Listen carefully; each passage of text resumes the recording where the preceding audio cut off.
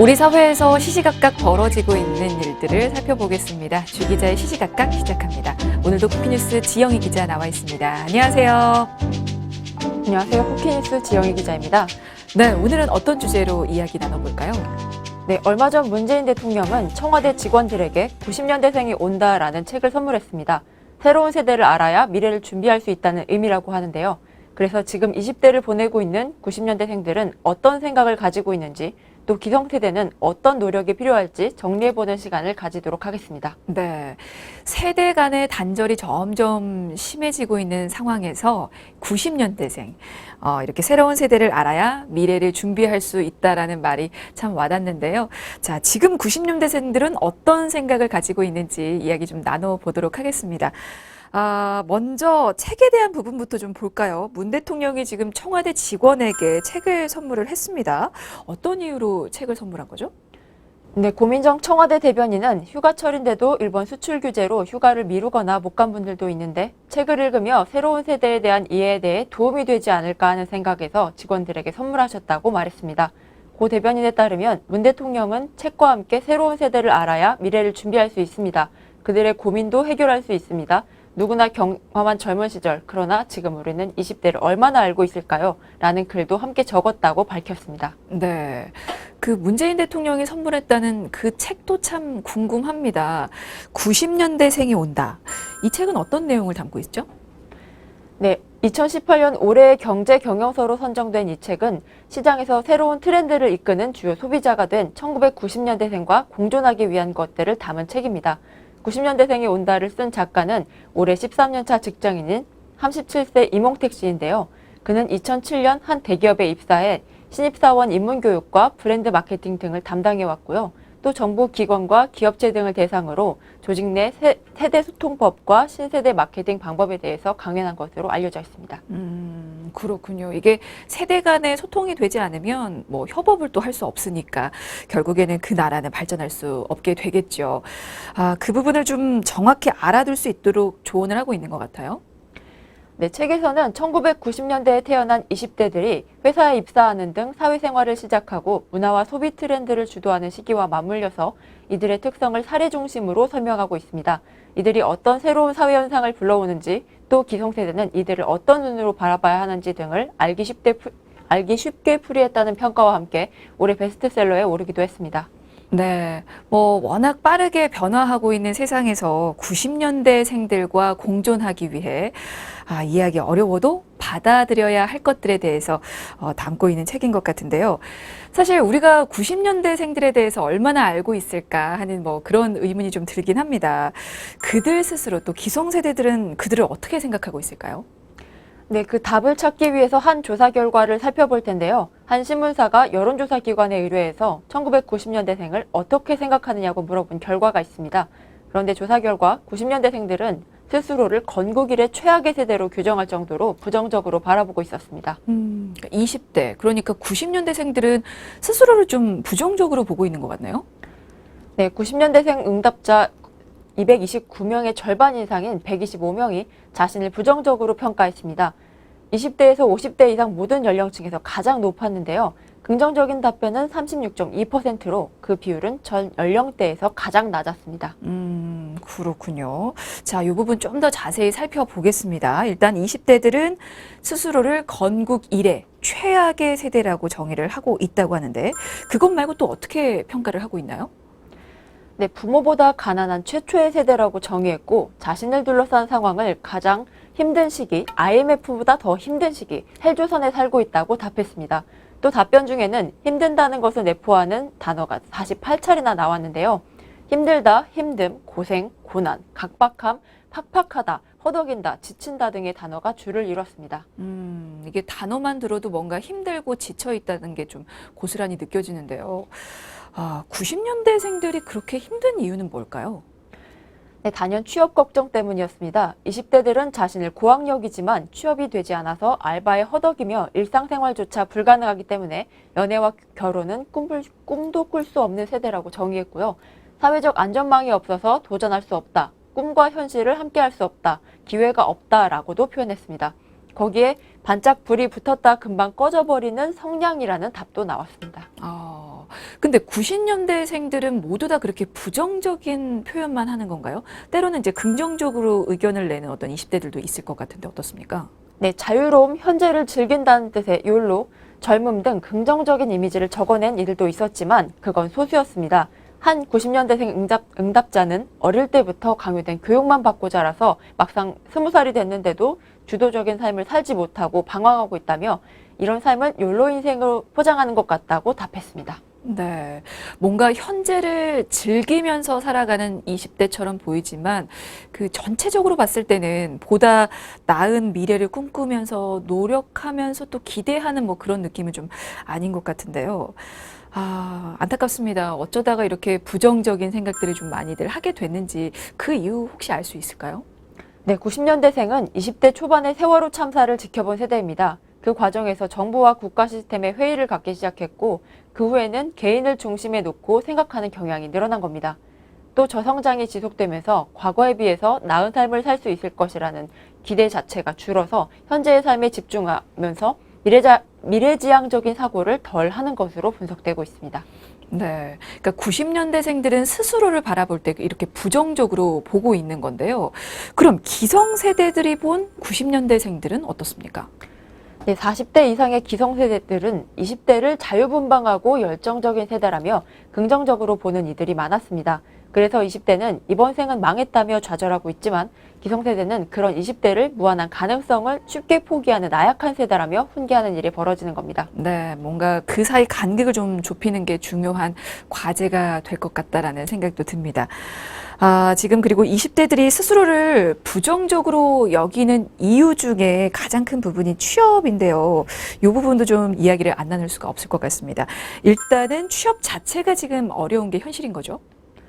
네, 통계청 조사 결과에 따르면 우리나라 15세에서 29세의 청년층이 학교를 졸업하고 첫 직장에 취업하는데 평균 10.8개월이 걸리는 것으로 나타났습니다. 문제는 그렇게 어렵게 취업해도 첫 직장에서 근무하는 기간은 1년 6개월이 채 안 됐다는 건데요. 심지어 취업시험 준비자는 13년 만에 최고치를 기록하기도 했습니다. 13년 만에 최고치면 얼마나 되는 겁니까? 네, 지난 5월 기준 청년층은 907만 3천 명이었습니다. 이 중 취업자나 실업자 등 경제활동 인구를 제외한 비경제활동 인구 468만 3천 명 중 취업시험 준비자는 71만 4천 명으로 2006년 관련 통계 작성을 시작한 이래 가장 많았는데요. 그 중에서도 21만 9천 명, 30.7%는 일반직 공무원 시험을 준비하는 것으로 나타났습니다. 네. 이게 실제로 90년대생들을 구급 공무원 세대라고 할 만큼 공무원 시험을 준비하는 고시생들이 정말 많은데요. 왜 이렇게 90년대생들은 공무원을 선호를 하는 걸까요? 네, 그 배경으로는 그들이 살아온 배경이 그렇게 만들었다고 볼 수 있는데요. 2008년 찾아온 금융위기 이후에 아버지 세대가 수시로 구조조정을 당하는 모습을 보면서 자연스럽게 안정적인 공무원을 선호하게 됐다고 볼 수 있는 겁니다. 아, 이렇게 공무원 시험을 많이 준비하는 데는 또 나름의 이유가 있었군요.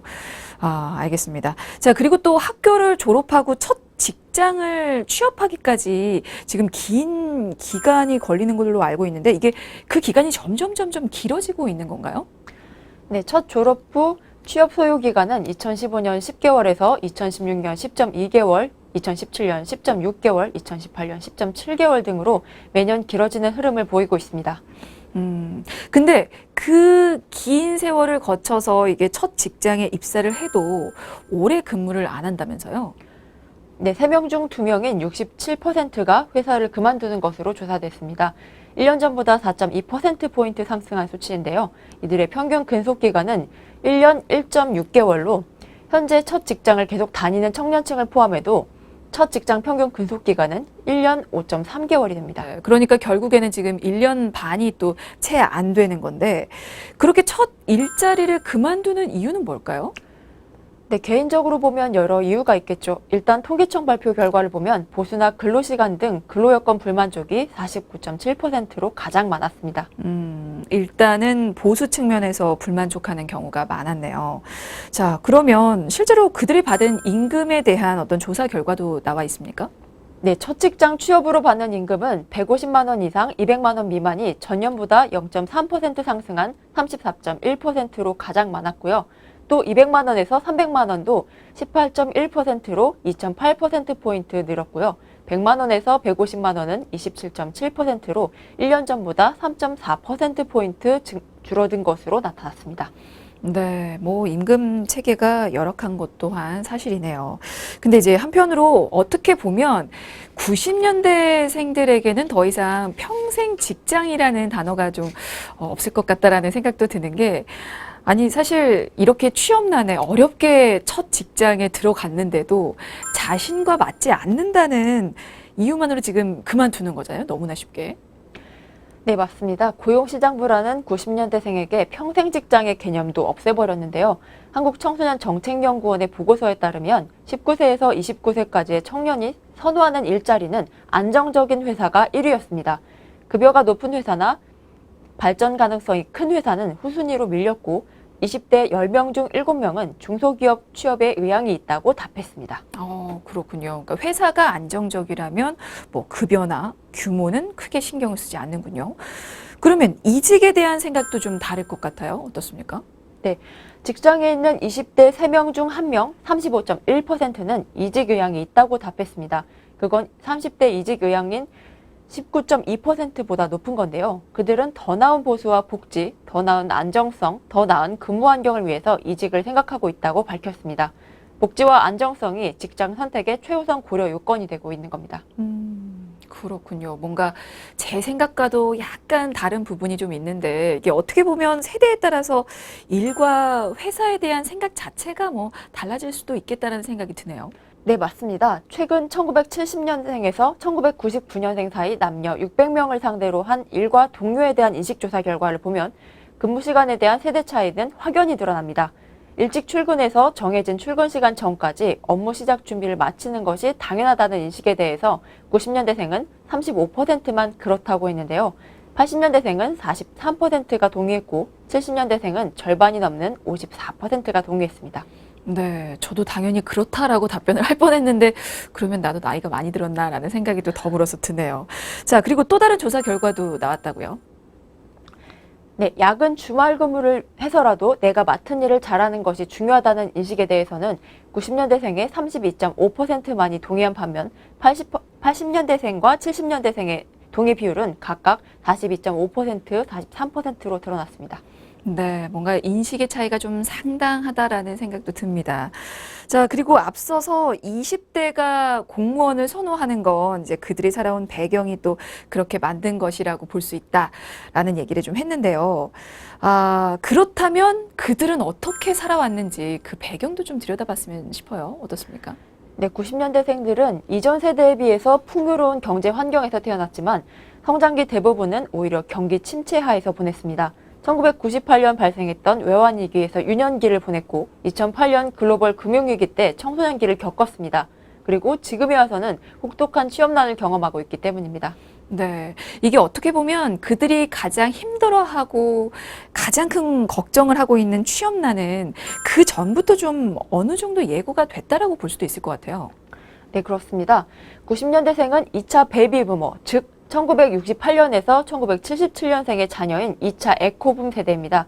정부 산하 제한 정책이 1980년대 말부터 풀리면서 60만 명대로 줄었던 출생아 수는 에코붐 세대가 등장하면서 70만 명대로 다시 늘었는데요. 출생아가 늘어난 만큼 일자리를 얻기 힘들어진 셈이 되는 겁니다. 뭐 외환 위기 이후에 청년 실업률이 계속해서 높아졌으니까요. 네, 2010년 청년 실업률은 7.7%였고 2014년부터 9%를 넘겼다가 2018년 말에는 9.5%까지 치솟았습니다.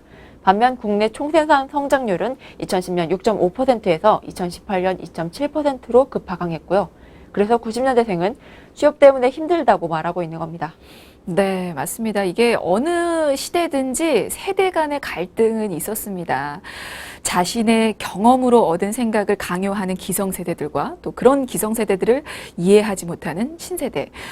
사실 그 간격이 점차 좀 커지고 있는 것 같은데요. 하지만 세대 간의 갈등을 풀지 못하면 그 사회는 더 이상 발전을 할 수가 없겠죠. 그들이 좀 더 이해할 수 있는 방법은 없을지 좀 더 고민을 해봐야 되지 않을까라는 생각 그리고 반성이 좀 드는 시간이었습니다. 자, 주기자의 시시각각 오늘은 여기서 마무리 짓겠습니다. 지금까지 국회뉴스 지영희 기자였습니다. 고맙습니다. 감사합니다.